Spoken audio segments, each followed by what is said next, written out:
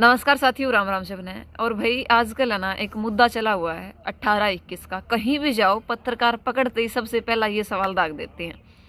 तो इसके ऊपर मैंने राय अपनी पहले भी दी थी और आज भी दे हूँ। आज एक बहुत बड़ी पंचायत इन मुद्दों को लेकर के कितलाना टोल पर रखी गई थी और उसके अंदर जब हम गए तो हमने ये चीज़ें महसूस की कि लोग और समाज क्या चाहता है। समाज चाहता है जिस तरीके के देखिए मतलब जो पापा या जो माँ फैमिली के अंदर बच्चों का जिनके ऊपर एक तरीके से मैं कहूँगी कि नियंत्रण रहता है, पढ़ाते हैं लिखाते हैं, अपना सब कुछ एक तरीके से मैं यूँ कहूँ कि बच्चों की हर एक इच्छा को पूरी करते हैं, तो उनका एक राइट होना चाहिए कि जो बेटा बेटी की शादी है वो खुद कर सकें और उनकी सहमति से हो, पहला। दूसरा उसके ऊपर मैं ये चाहती हूँ कि सरकार जो ये कह रही है ना कि 21 साल यदि आप एक बेटी की शादी की उम्र कर दोगे तो वो पढ़ लिख जाएगी। सबसे पहले भाई मैंने अपना स्टडी वीज़ा लगवाने का जो प्लान था वो बनाया और सरकार ने मेरे ऊपर धारा लगाई 307 किसान आंदोलन के दौरान। तमाम ऐसी धाराएं 11 और 7 18 लगभग 40 से ऊपर धाराएं मेरे ऊपर लगी, 46 धाराएं लगी लगभग। उन धाराओं के चलते इस सरकार ने इतने मुकदमे, इतने एक तरीके से धाराएं हमारे ऊपर लगाई। आज हम ये सोचते हैं कि एक तरफ बात सरकार कर रही है कि बेटी बचाओ बेटी पढ़ाओ। सरकार जहां हमारी वीजे की बात आई, हमारे पासपोर्ट की बात आई, तो सरकार ने वो नहीं बढ़ने दिया।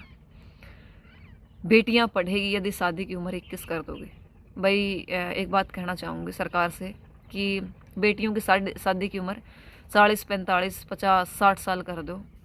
किसी न शौक को ने बिराना घर में जाके न गोबर गेड़न का, कासण मांजन का, कपड़े धोने का। एक बेटी अपनी ज़िंदगी खुद जीना चाहे है। अगर शादी समाज की दृष्टि ने देखते हुए सही मानो हो कि शादी तो होनी चाहिए छोरी की, तो फिर भाई समाज जो कर चावे न्यू कर लो।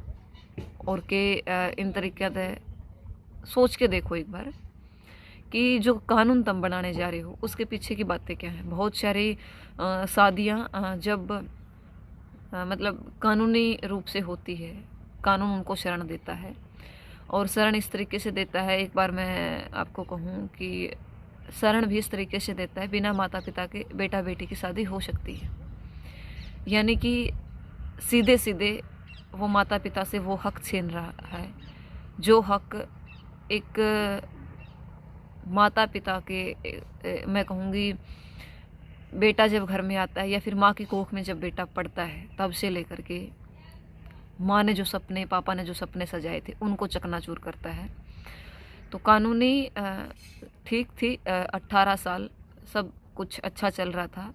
इस सरकार को कुछ न कुछ जो है ना वो किसी भी तरीके से कोई ना कोई तार खींचने का वो चाहिए और वो तार ये हमेशा खींचती रहती है, लोगों को भिड़वाती रहती है। तो इन चीज़ों के ऊपर हमें समझने की ज़रूरत है, बोलने की ज़रूरत है और जैसा समाज चाहता है, जैसा हमारे बड़े बड़े रह जाते हैं, जो सही है वो सही है।